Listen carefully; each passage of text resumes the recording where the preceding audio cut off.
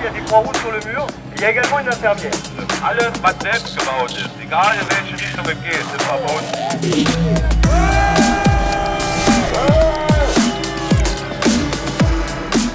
Ici, c'est l'ancienne base militaire du Hackenberg et qui accueillait dans les années 30, il y avait 2000 à 4000 soldats qui vivaient sur place. Aujourd'hui, elle fait 12 hectares avec 20 000 mètres carrés de bâtiments en surface au sol.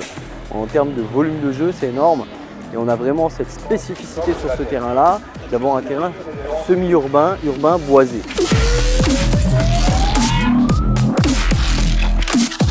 Aujourd'hui, spécificité, c'est un big game. À la différence que de jouer entre un groupe de 10 contre 10 entre potes sur un petit terrain, et ben on joue sur un méga terrain avec un méga nombre de personnes. Et on est arrivé à avoir des big games jusqu'à 1200 joueurs. Des gens qui viennent des quatre coins de l'Europe, 2 jours de loisirs où les mecs vraiment ils profitent à fond. Ils sont entre copains, ils vont tirer, ils se retrouvent tous autour de cette même passion qu'est le paintball.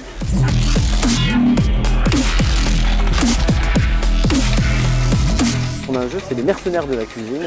2 équipes comme on a sur tous les scénarios, sauf que pour ce petit scénario, il y a une différence. Il y a un 3e groupe qui se trouve dans cette cuisine. Et les 2 groupes doivent attaquer cette cuisine et éliminer l'équipe à l'intérieur. Après, il y a notre mission qui est de récupérer un missile, le ramener à son respawn.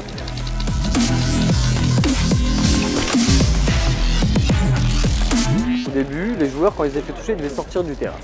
Sortir du terrain et revenir à la base de départ pour retourner en jeu.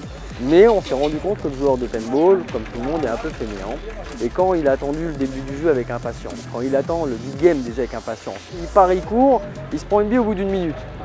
Le mec, il n'a pas envie spécialement de sortir du terrain, retourner à la base de départ pour revenir en jeu, il va perdre un quart d'heure de jeu précieux.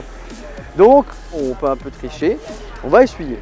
Un truc fun qui fait que les gens respectent le jeu sans sentir de pression, on leur dit, première touche, vous n'êtes pas éliminé directement, vous avez un respawn. Et là, au respawn, pour les attirer, on a mis 2 infirmières sexy qui les attendent. L'infirmière va essuyer le joueur son impact et lui mettre un petit signe distinctif comme quoi il a déjà été touché une première fois.